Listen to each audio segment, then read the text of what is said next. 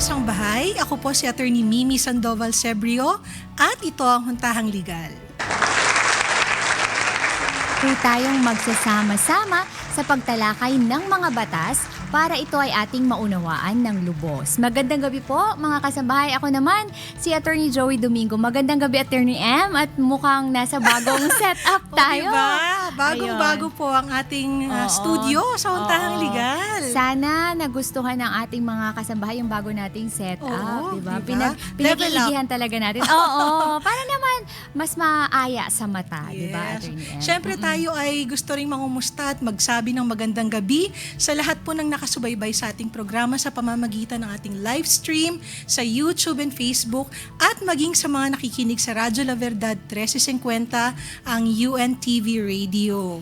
Naku, Attorney Joy, ano bang pag-uusapan natin ngayong gabi? Bago yan, Attorney M, may babatiin muna ako, nagpapabati. Sige. Kasi ito, participant siya sa World Hip Hop Championships in Arizona, USA. Isa na namang Pinay. Si Diba? Paula Ramos. Ayan, anak ng aking mabuting kaibigan na wala sa aking celebration kagabi. Dahil nga, sinamahan niya yung kanyang anak doon. So, Naku, good congratulations and good luck. And of course, happy birthday kay Ma'am Yeye. Oo, Viva! So, ayan. nako, ang aming mabuting kaibigan. Siya po ay nagsiselebrate ng kanyang kaarawan ngayong araw. Oo, magkasunod kami ni Attorney We love M. you, Ma'am Yeye. Yes, Ma'am Ye. Happy birthday! Oo. Ayan, ito na, Attorney Joey. Ay, bago ako kung saan ako titingin eh. Medyo ibang klase ito. Pero Oo. syempre, ang ating importanteng pag-uusapan ngayong gabi, syempre, Attorney Joey, nung mga nakaraan kasi medyo sunod-sunod ang ating pinag-usapan patungkol sa impeachment. But break muna tayo sa impeachment, Attorney Joey, dahil may importante pong mangyayari sa Lunes, July 27. Syempre, muli nating maririnig ang ulat sa bayan ni Pangulong Ferdinand Marcos Jr. sa kanyang ikalimang State of the Nation Address o yung tinatawag nating SONA. O yun. Parang ang tagal na, no? Oo, parang kailan lang, pero Panglima na parang- pala, nakapanglima na tayo. Ayun, bakit ba kinakailangan itong gawin ng Pangulo taon-taon at gaano po ba kahalaga ang ulat na ito para sa ating mga Pilipino? Attorney M, sa tingin mo? Oo, sa akin, pinaka-importante po munang maalala ng ating mga kasambahay, lahat po ng nakatune in, ito po kasi ay mandato ng ating 1987 Yes. Constitution. Nakalagay po dyan na kailangan po talaga ni-address ng ating Pangulo ang Kongreso at syempre kasabay na dyan ng ating mga kababayan na nanonood para po malaman, yun na nga ano nga ba ang state of the nation? Ayun. Ano na ba ang lagay ng ating bansa? Oo, kasi ang pagre-review kumbaga ng mga accomplishments ng administrasyon tsaka yung pagharap sa mga iba't ibang ordeals at suliranin ng ating bansa. Syempre ipapahayag yan sa State of the Nation, 'di ba, Attorney M? Tsaka yung mga kung ano pa yung mga aasahan. Oo, kasi mayroon pang nalalabing 2 taon ang ating incumbent president. So kailangan din po nating malaman, maliban sa kung ano nga ba yung kalagayan ng ating bansa ngayon, ano ba ang plano ng ating Pangulo doon sa nalalabing 2 taon ng kanyang termino. And mahalaga po na maintindihan na kailangan din po talagang ma-address ang Kongreso. Kasi syempre po, kailangan tandem ang Supposed to executive be. and legislative department. Kasi lahat po ng nais sa katuparan ng ating executive department, kailangan po ng batas. So, Kongreso po ang gagawa niyan. And alam naman natin na co-equal branches ng Yes. government, yung ating executive, legislative, and yung ating judicial, 'di ba, Attorney M? Yes. So, sa SONA, kumbaga pag-iisahin yan, kumbaga lahat kung paano Oo. hinahandle ng ating Pangulo. Mahaba-habang preparasyon. Medyo, oo. Oo. Ano, excited ka ba, Attorney M? Marinig ko anong sasabihin. Oo. Medyo madami nangyari pero syempre looking forward. Kasi para sa akin personally, very powerful ang naging SONA ng ating mahal na Pangulo last year, no? So, excited ako marinig. Paano ba ang kadugtong ng given SONA? the challenges. Oo. Yes. Given the challenges. Oo, syempre, 'di ba? Hindi naman madali yung mga pinagdaanan nating kontrobersiya ng mga nakaraang taon, yung mga issues na kinakaharap ng ating administrasyon. Alam naman natin yun. Kaya looking forward tayong marinig kung paano kaya, ano nga ba, paano i-address ng ating Pangulo yung mga current issues ng ating bansa. Ayan. Tsaka ako, Attorney Joey, on a personal level, talagang hinihikayat ko po lahat ng ating mga kababayan na mag-tune in po, pakinggan po kung ano po ang sasabihin ng ating Pangulo for the State of the Nation Address. Importante pong alam din po natin, no? Kasi Kasi maliban sa tungkulin po yan ng ating Pangulo, para sa akin, obligasyon din po nating malaman kung ano nga ba yung nangyayari sa ating bansa. At siguro maliban sa tatanungin natin ano ba yung ginagawa ng gobyerno, magandang tanongin din natin ano ba ang pwede nating gawin para makatulong din sa ating gobyerno. Kasi bukod sa accomplishments, syempre yung sinasabi ko nga kanina, yung kung paano hinandle yung mga naging suliranin, 'di ba? Yung mga naging kalamidad, mga pinagdaanan ng ating bansa. Kasi sana iba pa rin kasi kapag kumbaga parehong nagtutulungan, hindi lang yung gobyerno yung gumagawa, 'di ba, Attorney M, kundi pati Tama. na rin tayo. May participation naman talaga tayo dapat, 'di ba, Attorney M? Oo. Naku, Attorney Joey, maliban sa bagong-bago ang ating setup sa Untahang Legal, syempre naku mga kasangbahay, sa aming pagbabalik ay makakasama po natin ang ating panauhin, o 'di ba? May panauhin tayo upang mas malaliman pa ang talakayan natin o yung tinatawag nating nitty-gritty, so mga detalye na may kaugnayan sa SONA. At hindi lang sa SONA, yung mga iba't iba pang Tingnan issues na, natin. 'di ba, Attorney M? Oo. Oo. Kaya Ayun. dyan lamang po kayo mga kasangbahay at magbabalik pa po ang Untahang Legal. Nagbabalik ang Untahang Legal. At sa ating pagpapatuloy ng talakayan ay makakasama natin ang ating panauhin mula sa 1st District ng Lanao del Sur. Walang iba kundi si Representative Zia Alonto Adyong. Kompleto tayo. Yung kompleto, sir, syempre. labis, walang kulang, Sana sir. na-pronounce ko ng tama, sir, no? Di ko naman na-murder. Ayun. Good evening po at Good welcome evening. sa Tama. Huntahang Oo, Legal. Maraming Nagpapasalamat salamat, kami, Attorney M. Mimi kasi ang tawag niya. Attorney M siya dito sa Huntahang Legal, Ay, sir. Attorney Eh. Jay, maraming salamat sa invitation. We know, sir, you're very busy kasi alam ko, marami kang pinagkakaabalahan, no?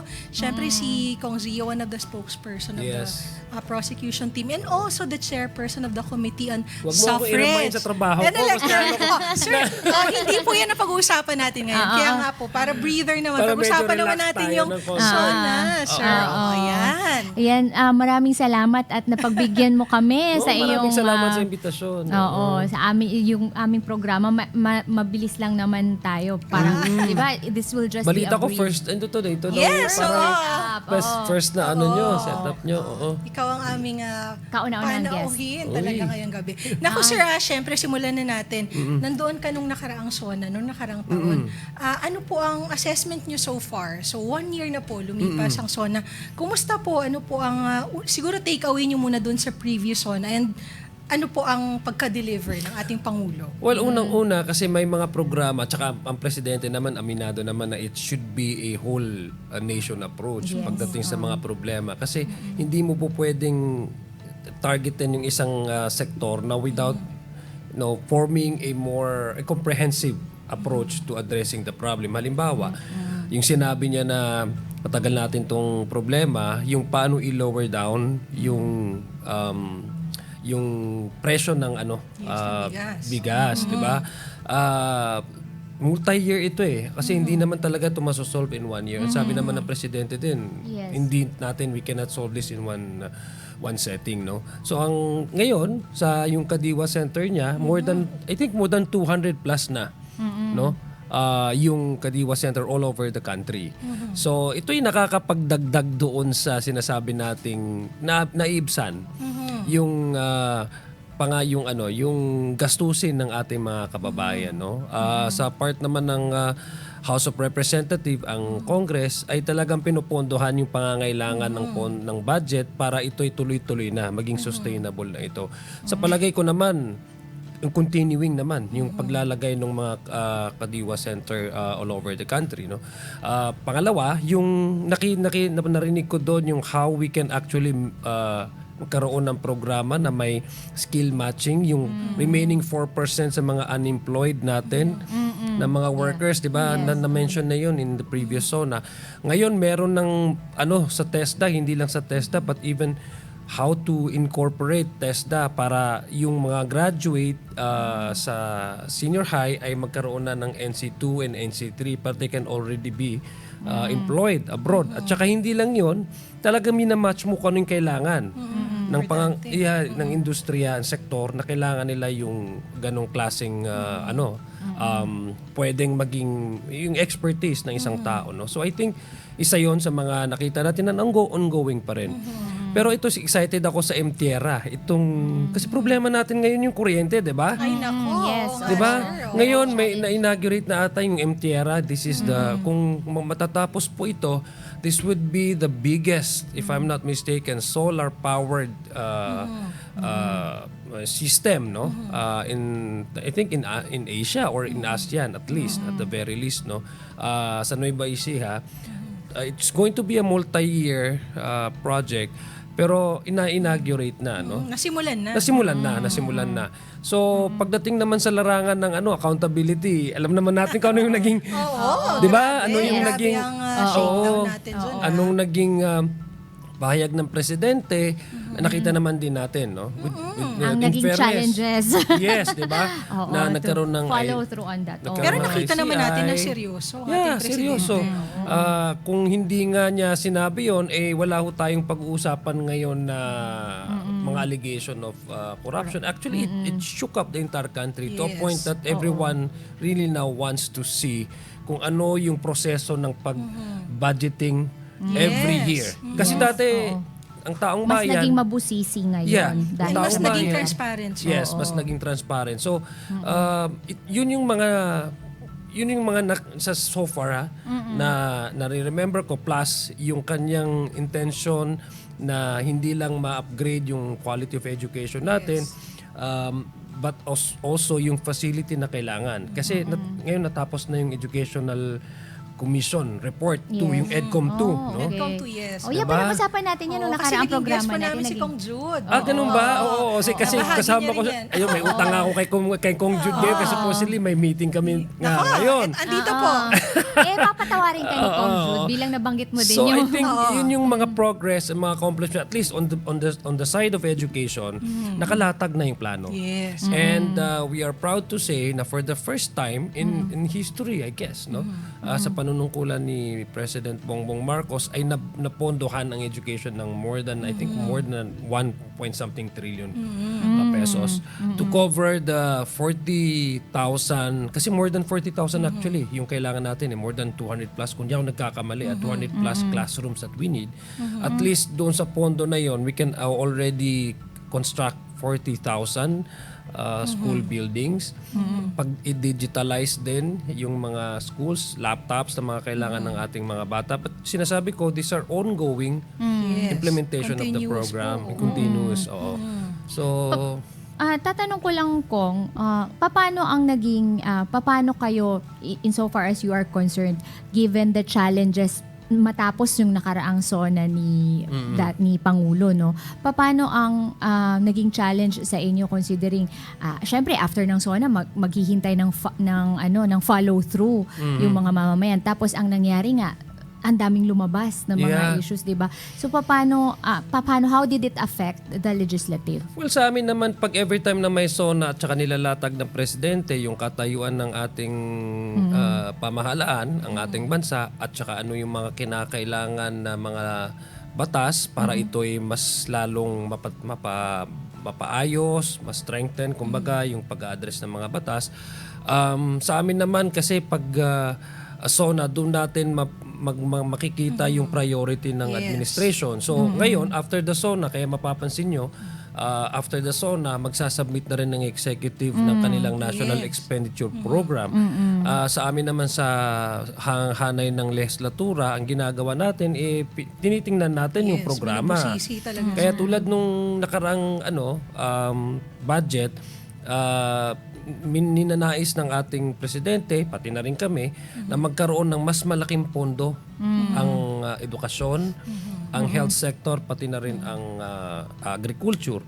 That's why nagkaroon ng budget amendment review, 'di ba? Committee, alam niyo, para malagyan ng pondo yung bawat hanay ng ng gobyerno kung saan priority yung sa edukasyon, sa health, tsaka sa agriculture. Pero ang ginagawa kasi after the budget, syempre, hindi naman agad-agad din yan ma-implementa, kaya kailangan mong mag-monitor, 'di ba? Kaya meron din tayong oversight function. Pero tingnan natin kasi yung sa whole 2026, may mga biglang na rin, no? May mga biglang issues na lumabas.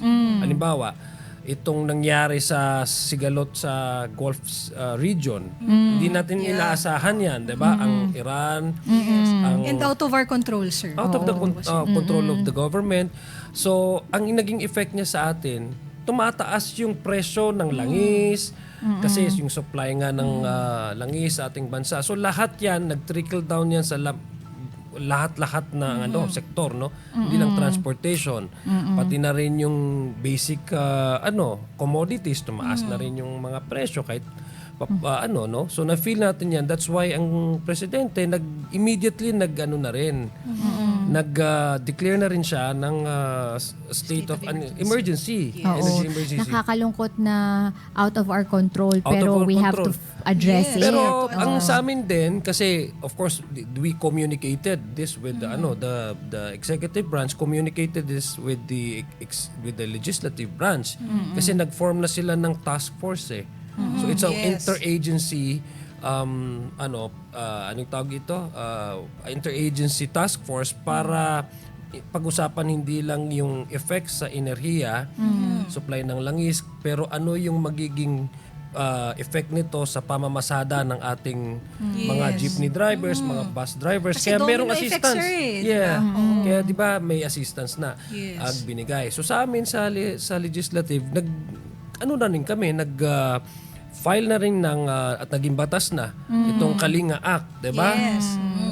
Na meron automatic pag mayroong ganung klaseng problema, halimbawa energy crisis, may automatic na naka-assistance para hindi lang doon sa pagbibigay sa May mga mekanismo namamasahe. na kaagad, sir. Yes, but even doon sa pagkaroon ng cap doon sa pag-increase ng mga petroleum prices. Oo nga, kasi Diba? sa ibang bansa, ganun sila, may cap. May ceiling cap sila. So kahit nandoon na rin. mag-i-increase. At least Oo. arm na rin ng ating gobyerno. Hindi lang itong kasi batas na yan eh. Ibig sabihin it will be sustainable. No?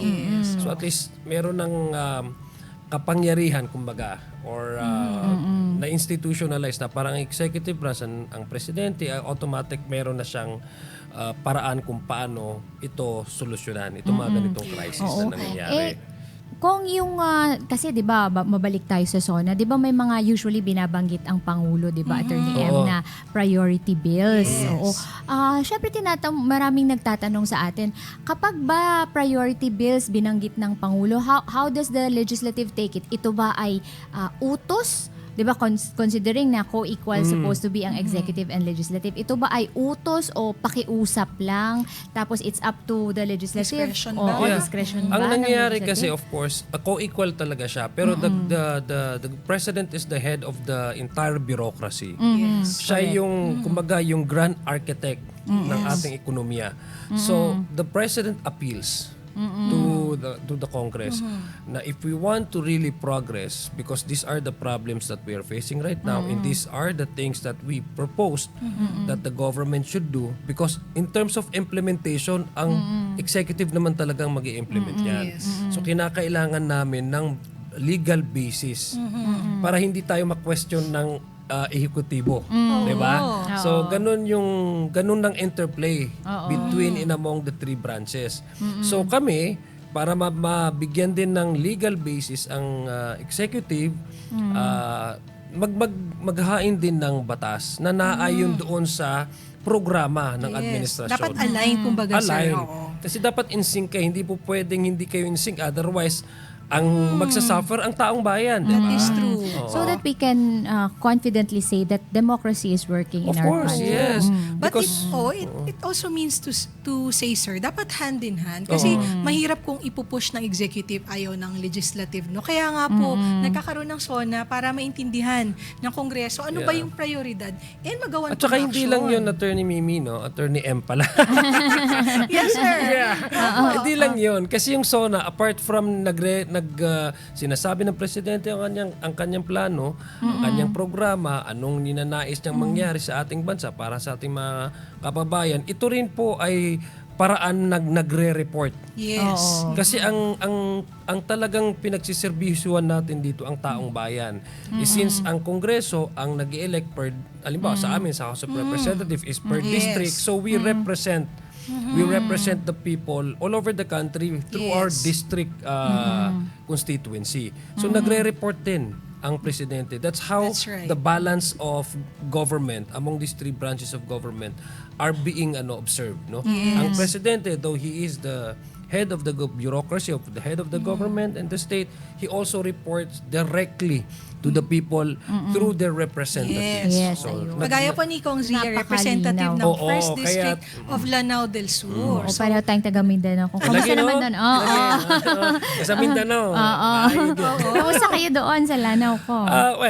Buti na lang kasi bago lang nagkaroon ng lindol. Yes. Not lindol, pero yung yung bagyo dumaan. At saka Lindol din. Yeah, nagkaroon din Pareho. pero sa lindol wala kayo. Sorry, nag-design na kami ni Atty. Joey. Pero buti na lang wala tayong pero again, kami sa House of Representatives nagkaroon ng lindol, automatic na nag-shell out ang House of Representatives para tulong. Apart from yung dumiretso ang DSWD, pati na nakita naman natin doon si Speaker Boji din, no? Yes. Which, Agad-agad. Oh. agad-agad at saka si Secretary Rex Gatchalian. Yes, Pumunta sila doon just to survey kung ano naging damage. And the President also made sure na yung nasiraan ng mga schools, nasiraan ng mga bridges, lahat-lahat ay automatic dapat maging priority for the rehabilitation at magbigay ng assistance doon sa mga maliliit na mga negosyo. Ang Jensen, alam ko, sobrang Oo, sobrang badly damage hit, talaga, badly so ang hit. daming mga mga entrepreneurs dyan. May mga isang small restaurant doon na businesses. talagang Yeah nga eh. So, nag-collapse. nabigyan na rin ng assistance at patuloy na binibigyan assistance. Kami naman sa House, ang ginawa namin, ako bilang galing sa Mindanao, nag-file na rin ako for a supplemental budget para at least even without waiting for the 2027 GAA, ay meron ng sana ma-alat na pondo para matulungan natin ang administrasyon sa pagtutulong sa mga taga Mindanao na nasa lanta. Sa pag nag-resume ang Congress, after the SONA, inaasahan natin na mapag-uusapan ito sa Committee on Appropriations. Mabilis naman po ang House of Representatives. Oh, yeah. In Oo. fairness, no? Tsaka, sir, di ba may tinatawag tayong LEDAC? 25, I think 25 with more than 20, almost 30 na ang napasa na natin na So, letter. ibig sabihin, Mabilis nga. Mabilis and Oo, very oo. proactive ang House of Representatives, sir. Tsaka, syempre, yung budget kasi ay pinapasa po ng Kongreso. So, kumbaga doon mo rin kasi malalaman kung ano yung pinapahalagahan ng administrasyon. Kasi kahit sabihin mo na importante ito sa gobyerno, wala namang budget, di ba? Tama, tama. So, kailangan talaga popondohan at yan po yung trabaho ng Kongreso, Kongreso. para po talagang makraft yung budget na naayon po sa pangangailangan ng ating mga kababayan. Totoo. Kaya every year nagkakaroon tayo ng budget para tinitingnan din natin paano ginagasta. Yes. Paano? Kasi minsan kasi may mga ahensya din na dahil kulang sila ng halimbawa, staff or empleyado para ma-implement ng maayos yung kanilang programa. So makikita mo yung utilization rate. Yan ang Yes. always mo na. So, Utilization rate kasi para sa ating mga nanonood, ang utilization rate kasi ito malalaman kung paano o gaano ka-effektibo naggastos yung pera. Kasi minsan may mga ahensya na hindi Paano nagamit according to Ang laki ng hinihingi budget tapos kasi hindi naman na-utilize. na-utilize. Kaya po Kumbaga yun na-apply dun sa dapat paggagamitan ng budget. So nasasayang. So ang kaya nga meron tayong sinasabi nilang budget briefing para makita natin yung utilization rate at nire-realign natin. Realign, ibig sabihin, nilalagay na lang natin sa ibang ahensya na makikita natin mas kailangan nila ng ganong klaseng pondo. Tsaka di ba challenge nga yan kung sa utilization, di ba? Kasi nga pagka hindi mo na-utilize ng maayos yung budget, the next fiscal year, babawasan. So, ang ginagawa, kahit hindi naman maayos yung pagkaka-implement, basta lang maubos. Ang challenge yan sa ating mga taga-implement, no? Na mailagay talaga pa rin sa tamang kalagyan yung ma-utilize Pero ng dadagdag ko maayos. ano in-expect ko sa SONA na ngayon. Oo. Aside from yung Marawi rehabilitation, kasi ongoing pa rin yung compensation sa akin, parochial to, plus yung first na BARM election. No? Inaasahan ko rin maririnig natin kasi meron tumaas na rin yung national tax allocation sa mga LGUs. Yes. Oo, correct. Diba? So ito'y diretso ng mabibigay sa mga LGUs at sila na yung pwede na silang magkakaroon ng kanilang pondo, sariling pondo para sa kanilang programa dahil think ma-implement ba? Ang mga lawyers, Dapat ma-implement ang dapat po kasi Mandanas ruling, di ba? Oo, matagal na po yan, sir. Oo, dapat talaga. So, inaasahan ko Andyan rin pa rin yan. Baka nakakalimutan lang, Attorney M. Yeah, nag-increase kasi yung national tax allocation for the LGUs. So yun na isa sa inaasahan ko rin how the president Lumabas yan sa bar natin, Oo, yan. Mandanas. Kasi, Attorney Joey Haya, tuloy-tuloy pa tayo, sir. Naku, madami pa tayong itatanong at tatalakayin kasama ang ating panahin, si Congressman Zia Adyong. Matapos lamang po ang ilang sandali, dyan lamang po kayo, magbabalik po ang Untahang Legal.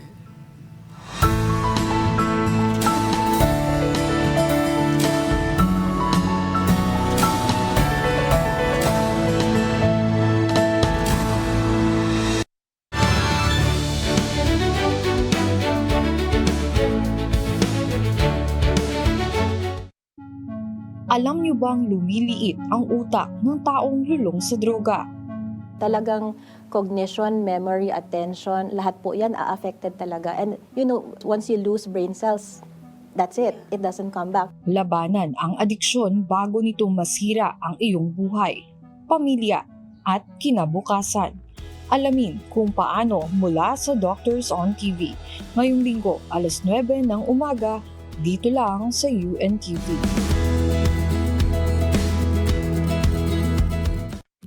Excited ka na sa paborito mong pagkain? Pero sabi ni Mama, maghintay muna. Kaya mo bang maghintay nang hindi nagrereklamo? Alamin natin yan sa susunod na Casey Show.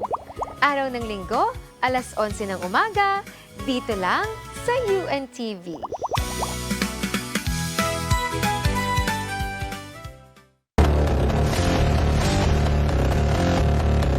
Ngayong Sabado sa Ang Inyong Kawal, makikilala natin ang mga tauhan ng Philippine Air Force na ang tungkulin ay magdala sa Pangulo ng Pilipinas saan mang dako ng bansa. Sila ay kabilang sa mga pinakamahusay na piloto ng kanilang hanay mula sa 250th Presidential Airlift Wing. Lahat ng yan sa Ang Inyong Kawal, Sabado 8:00 ng gabi sa UNTV, your public service channel.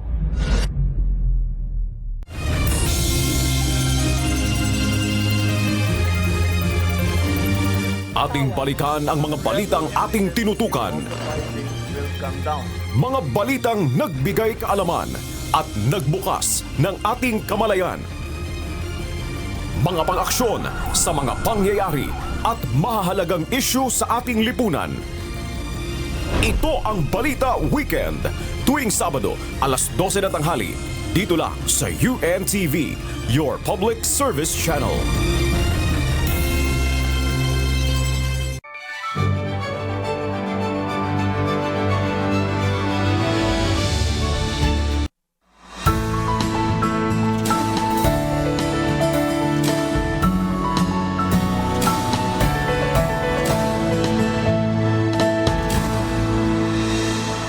Nagbabalik ang Untahang Legal. Kasama pa rin namin ni Attorney Joey, ang ating panauhing si Congressman Zia Adyong.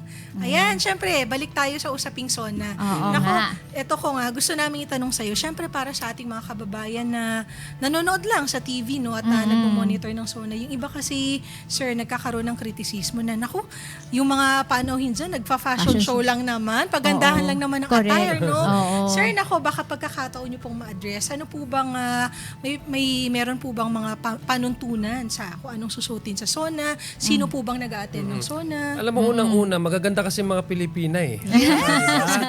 Magaganda tsaka mga magagandang lalaki ang mga Pilipino, di ba? At tsaka pangalawa kasi, hindi naman talaga obligado na magsuot ng ano. Pero kasi marami na kasi emerging na kasi yung market ng mga Filipino designers Yes. I mean, That's yun na rin, true. paraan na rin yun paano natin Ma-promote. i-showcase, i-promote ang Yes. ating local talents. Oo. Kasi nare-recognize na rin sa buong bansa. Sa buong mundo na meron talagang magagaling na mga artisan. Mga weavers. At mga Yes, designers. oo. Kasi halimbawa sa amin sa atin sa Mindanao, Yes, oo. ganda ng mga fabric Totoo namin. yan. Pero hindi kaya dahil yun ang nakikita nyo ay mga mahal na. Hindi po, Tama. mga mura yun. Mura yun. Depende sa nagdadala, sir. Oo. Kasi yun, diba? kasi Pag Hindi naman. diba? Lahat Pag ng kasuotan dyan, mahal, di ba? Pero sa ngayon kasi, of course sa ngayon, naiintindihan naman natin kung bakit may ganun na mga kritisismo, no?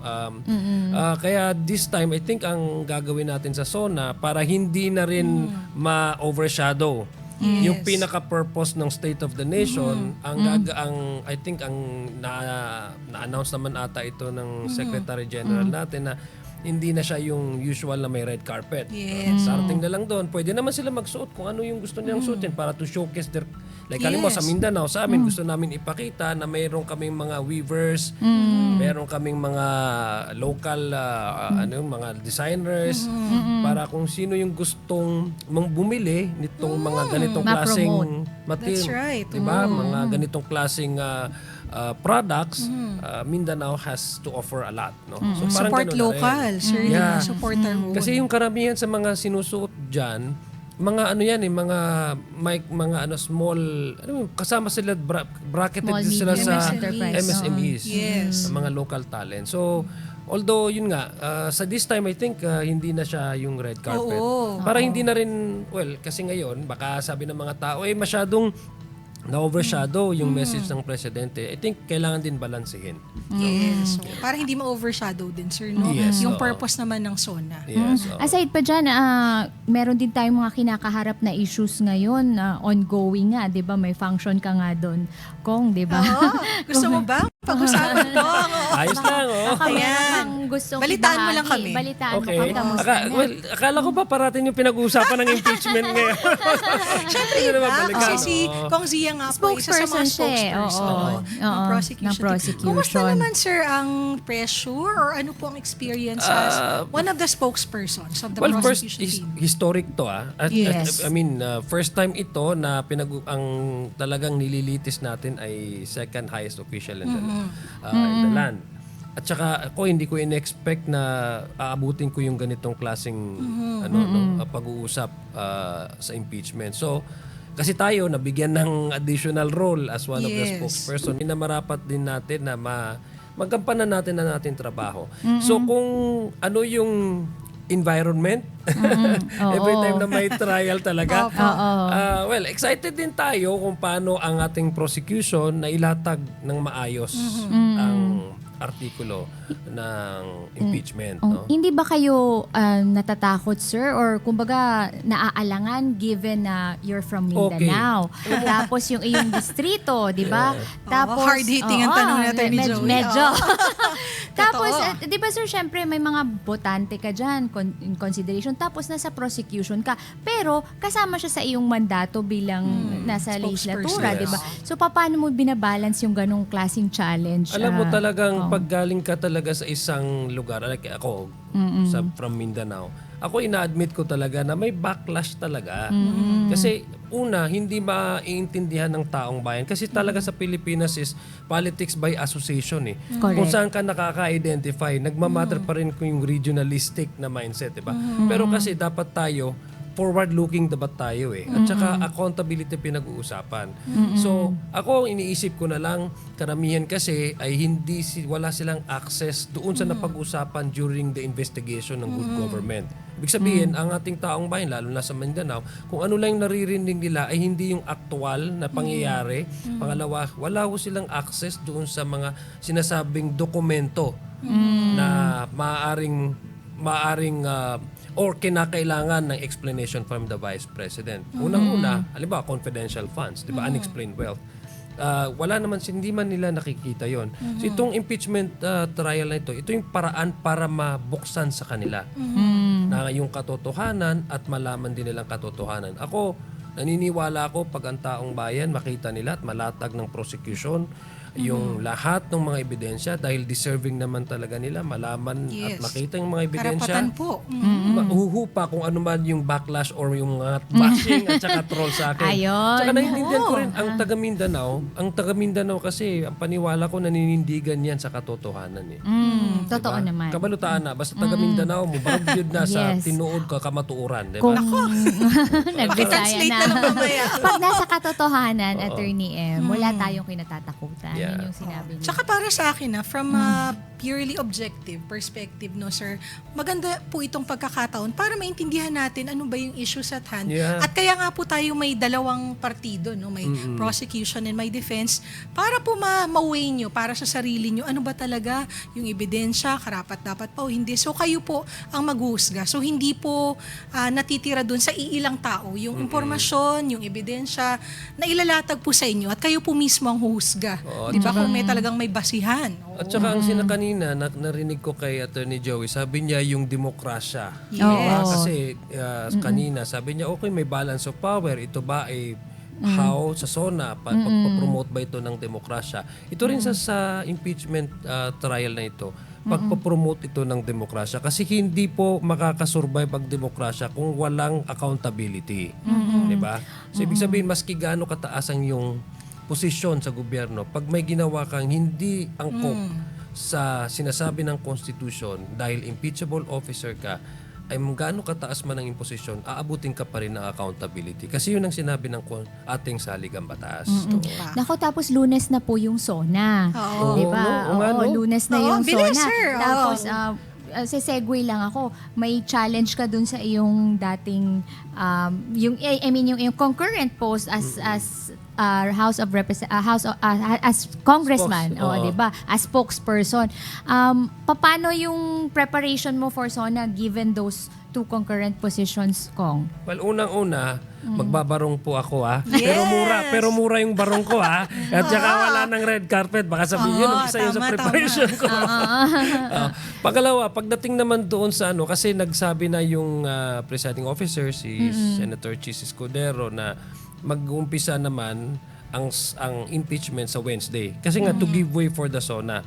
So, medyo magkakaroon pa ng budget deliberation, no? Yes. Pero sa amin naman, Sabay-sabay. ang Congress kasi dinesign yan para mag-handle ng Yes. at to address multi challenges, di ba? Yan naman ang pag-design na ating Kongreso. So, it's a matter of lang naman, time management. Kaya pa naman yan. Oo. Yeah, no. Nako ako, sir, natanong ko na pala kanina, no? Ano po ang inyong ina-anticipate? Gusto nyong marinig sa ating presidente sa darating na SONA? Lalo na siguro madami nagtatanong, paano naman po yung usapin ng poverty, food security, at ng health, sir? Oo, Kasi not to preempt the speech of the president, pero kung ano lang yung sa tingin natin, gusto nating marinig from our president. Well, unang-una, gusto ko marinig yung ongoing na mga programa niya. Ano yung na-achieve, at the same time, ano pa yung kulang. Halimbawa, ito ngayon na according to World Bank ba, yung we are already in upper middle. Diba? Very recent yan, Status, sir. very recently. So ano yung, what prompted that classification para mawala tayo doon sa Tsaka anong implications niyan, sir? Anong implication niya? Would it create more jobs? Halimbawa. Pangalawa, I hope, kasi dahil maraming OFWs na naapektuhan. Simula nung, by the way, nagkaroon sila ng assistance yung iba, na-hire nga ng mga teachers yung ibang na-repatriate, simula nung nagkaroon ng sigalot dyan sa Gulf region. So, gusto kong maraman kung what would be the, yung mga possible, if ever, na mangyari naman ito, how can we address now yung threat na pag ito'y hindi na resolve dyan sa Strait of Hormuz and the supply of gasoline ay magkaroon na naman ng problema. Ano yung possible natin na gustong gawin? Magkakaroon ba tayo ng sarili nating refinery? Would we want to have our own refinery? Or would we want to again buy back? I don't know, buy back. Magkaroon In tayo short, ng, would we be ready? diba? Just Dati in kasi case. tayo yung may-ari ng isang refinery dyan. But anyway, na-privatize. So, pangatlo, gusto ko rin maraman kung paano natin i-deal with our international partners. Kasi medyo nagiging aggressive din ang China ngayon. In fact, Ayun ang nga. Batanes, Dapat itatanong na namin, sir, yung territorial dispute. Okay. Ayan, Territorial pare-pareho lang kasi natanong na naiisip Diba? Kasi talagang, at saka para sa akin, sir, bilang Pilipino, medyo mahirap din yung mga nakikita natin ng mga clips na nasasaktan yung ating mga kababayan. Exactly, di ba? So, paano natin natin paano tayo magrarally ng well, we already have that support. Yes. Diba? More than 14 states have already acknowledged yung ating panalo sa arbitral Yes. award, diba? Yes. But apart from that, how do we even further rally our How to enforce that, diba? allies? Oo, Oo. Kahit yes, na may to mga rally kakampi. behind us. Oo. Rally behind us. So isa yan sa ano. Alam ko naman ang position ng president, he will not give an inch of our Yes. territory. That's Oo. very Which clear. is dapat lang Tama naman lang. din. So since ngayon, kinaklaim na rin nilang Batanes, no? Grabe. Pati Batanes. Palala ng palala. Diba? oo. So isa yun, gusto ko rin magkaroon ng kung how do we move forward, what are the status na of the ongoing bilateral, Yes. o yung sinasabi din ng tripartite discussions with Japan, Australia, kasi may mga ongoing exercises din. So pero more than anything, ako gusto kong malaman unang-una kung how do we even go further with yung the budget that we have already allotted for education. Yeah. Kasi dun natin malalaman kung ano yung connect, yung previous na binigyan natin ng pondo at I was paano yung going to ask programa. that. Oo. Pati na rin doon sa accomplishment, ano yung kulang at anong kailangan nating i-adjust. Yes. Yung kumbaga may Diba? follow through from Yes. the previous, 'di ba? Sana may ganun, may pagtatahi-tahi ng Yes. mga dati niya. Tsaka, Tsaka sir, assessment in na relation rin, din no? sa EDCOM 2, di ba? Baka Exactly. maganda rin. May continuity makita natin. Makita natin. Kasi maganda sa EDCOM 2, by the way, congratulations kay Edie Carl, no? I should say that. Oo. So, para at least malaman natin, kasi may basis na tayo eh. May EDCOM 2 na in terms of education. But again, doon ako babalik din kasi yung representation ko is from Mindanao and Yes. specifically in Marawi where hanggang ngayon medyo challenging pa yung sa rehabilitation. Yung Bangon Marawi natin, oo. Yes, at saka yung sa yung compensation. So nais ko rin yun marinig. Why is this important? Because what happened in Marawi is not a parochial concern. Yes, of course. It is of national security concern. I agree. Kasi yung nagkaroon ng giyera dyan is Terrorist. product of Terrorism. ano yon, imported ideology na unfortunately yung brunt nun, dito natin naramdaman sa Pilipinas, particular in Marawi. So, gusto ko makita kung how do we, again, kasi may plano ang this administration for a greater Marawi improvement. Eh. So, gusto ko rin malaman yun, no? On the parochial side. Yeah. Ang alam ko, nakatutok talaga din Yeah. naman ang Pangulo sa Mindanao. Yeah, Ang kasi dami-dami nawala naman yung task niyang... force eh. Before kasi task force Bangon Marawi. Ngayon, in-under talaga niya sa Office of the President. So it's easier, mas mabilis yung... Mas may accountability and mas may access po yung ating Yes, presidente, oo, di ba? Mas ma-review or ma-evaluate kung talaga bang na-enforce yung kanyang mga programa para Exactly, dyan sa na nakalaan para sa Marawi. Ayun. Ako ibalik ko lang yung binanggit kanina ni Kong, no, yung tungkol doon sa territorial dispute. Kaya nga din po, 'di ba Kong, kasama din po ang diplomatic corps. Invited po 'yan kapag SONA para nga po malinaw din kung ano yung foreign policy ng ating administrasyon kasi ang architect din ng foreign policy ng ating bansa ay ang ating pangulo, no. So kailangan din po, syempre, kailangan natin ng tulong at suporta ng ating mga kaibigan, 'di ba? Sabi nga ni presidente, friend to all, enemy to none, Oo, 'di ba? diba? So importante Ganon. 'yan. Yes. Yes. Naniniwala ako kasi ako sinusuportahan ko talaga. I mean the president is on the right track by going around especially our neighboring countries kasi chairman tayo ngayon ng ASEAN eh. Yes. Ng Pilipinas eh. Oo. Actually we're hosting na yung ASEAN meeting. Yes. Galing nga sila lately, galing Yes, sila oo. sa Cebu. Yung Na- even the foreign minister of China was there, Yes, diba? so State Secretary of the US was also there. Yes, I think this is perfect. That's why I Yes. said suportado ko sa presidente and how he rally around support from different and Yes. especially our neighboring countries because we can only be as strong as a nation based on how strong our ties with our Yes, allies. that is true. Importante yan, ha? Sana meron tayong review on this, no, Attorney M, sa mga napag-usapan natin na kumbaga yung mangyayari na yung SONA ngayong Monday. So magkakaroon tayo ng parang pagbabaliktanaw kung yung mga napag-usapan ba natin ngayon na gusto nating marinig sa SONA ng Pangulo. Nako, Talaga bang kukulitin lalabas natin ni ba? Kusi. Oo. Susunod. Ma-address ba yung mga Tatayo ba kayo doon sa pinag-usapan hallway? natin? Mag-interview? Nako, may iba po atang gagawa niya. May ibang gagawa niyan, hindi Kayo, kami. Kong Dito lang Zia. kami sa huntahang Oo. legal. Oo. Pero ako idagdag ko na rin, nabanggit ni Kong Zia, bago tayo magpaalam, very quickly, gusto ko lang din pong ipaalala sa ating mga kasambahay. Meron po kasing, di ba, nag-host po ang Executive Department ng ASEAN. Yun naman po ang Kongreso, nag-host naman po ng AIPA. AIPA, tama, O, di ba? I-plug mo yung Lagi ko AIPA. talaga Thank you, po siya. thank you. Oo, i-plug mo yung, mas magandang malaman nila kung ano yung AIPA, di ba sir. may AIPA din, sir? Kasi Oo. laging na-overshadow Oo. yung AIPA ng ASEAN. But importante yung AIPA, ano, sir. yes, of course, yung ASEAN Interparliamentary Association. Ayun. Ito yung lahat-lahat ng mga membro ng parlamento, ng Yes. Ayun. mga bansa na member sa ASEAN, pati na rin sa Pilipinas, ay nagbubuklod-buklod para pag-usapan yung mga regional, Yes. ano yung mga regional concerns, kung ano yung po pwede pa nating maipasa na batas, ano yung po pwede nating magkaroon ng batas sa bawat sa neighbors para at sa ating mga neighbors para mas strengthen natin yung bilateral talks, economic, Yes. etc. So, No? very important yan. Importante po kasi ang basis nga ng bawat executive ay yung legal basis na Yes. sinasabi. Oo. Ang may kapangyarihan lang doon ay ang parlamento ng ibang bansa at kongreso natin dito sa Pilipinas. Tsaka madami pong na-adopt na resolution. Yes, no? oo. Yung ating mga members of parliament dyan sa AIPA. So, ako Hopefully, talaga I'm very mas- proud of yes. AIPA na ginagawa po ng House of Oo, Representatives. tayo congratulations nag-host sa niyan. House. Oo nga Oo. pala. Sana mas maging aware pa yung ating mga kababayan sa nangyayaring sa mga pangyayari Yes. dyan sa AIPA kasi ang always lang natin binibigyan ng ASEAN. pansin ang ASEAN Oo, palagi. So, diba? laging ano yan, tandem. Oo. Kapag ka-host tayo ng ASEAN, host din po tayo ng AIPA. AIPA. Buti na lang Ayun. na-remind mo ako, Of no? course, sir.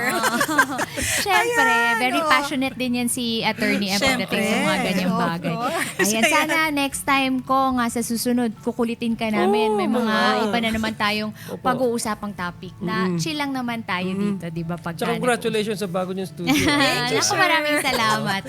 Ayun.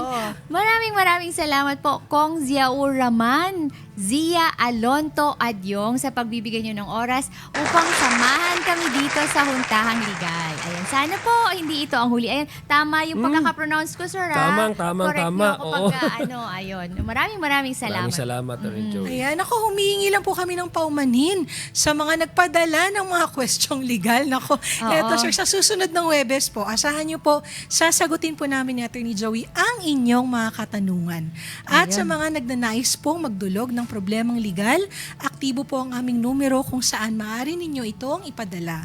Mag-text lamang po kayo sa 0925-355-5778. Ayan. At huwag po ninyong kalimutang ilagay ang inyong pangalan at antayin po ang aming text o tawag. Naway nakapagbigay kami ng dagdag na kaalaman tungkol sa mga batas at mga bagay na kaugnay nito sa naging huntahan natin sa ngayong gabi. Maraming salamat. Ako po si Attorney Joey Domingo. Nako, muli nagpapasalamat kami kay Kong Zia Adyong na sinamahan kami dito oo sa nga. aming bagong studio sa Huntahang Oo. Legal. Yan. Nako, maraming salamat po mga kasangbahay sa pagtangkilik sa inyo pong programa. Lagi po nating tatandaan, ang batas ay para sa lahat ng tao at hindi lamang po para sa mga abogado. Ako po si Attorney Mimi Sandoval Sebrio at ito po ang Huntahang Legal. Ayan. Ayan, lahat na po tayo. Salamat po sa Diyos.